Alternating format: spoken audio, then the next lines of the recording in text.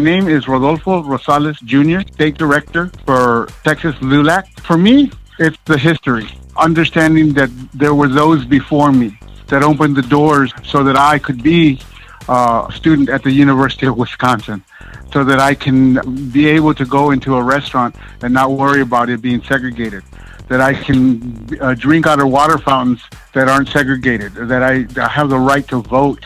To me, it's a historical significance in that those that were there before me to open the doors, and now it's my turn to give back and to open the doors even further as we still face discrimination in our society, whether it be at the local level or the state level or the national level. We still have a lot ahead of us in reference to the degradation and the stereotypes of our Latino people throughout the country. So for me, what has LULAC done? LULAC, for me, on a cultural basis, has opened up the doors to the community at large to let our children know, and all those children in the community, that they are just as good as anyone else and they have the same opportunities as anyone else. And LULAC's going to be there to help them with whatever we can in reference to community support and or scholarships. What gives me the greatest sense of pride in LULAC is that it is the largest and the oldest civil rights organization, Latino, in the nation. And we have withstood world wars, the Vietnam War, you talk about civil unrest, you talk about the civil rights movement, and we have withstood all of that, and we're still standing.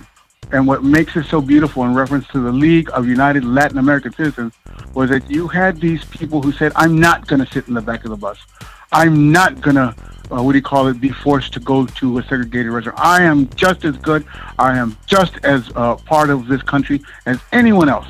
And to me, that speaks volumes in that when my dad was raising me, he always told us, well, we're just as American, and we are American, and that is what it is. The story that my dad always inspired me was that when people stand up, they will always be attacked. And the story that he always told me was, in a real quick, I always end this with my students when I go speak to the students at different high schools. I tell them, there was this one chicken among all these chickens, and all the other chickens picked on that chicken.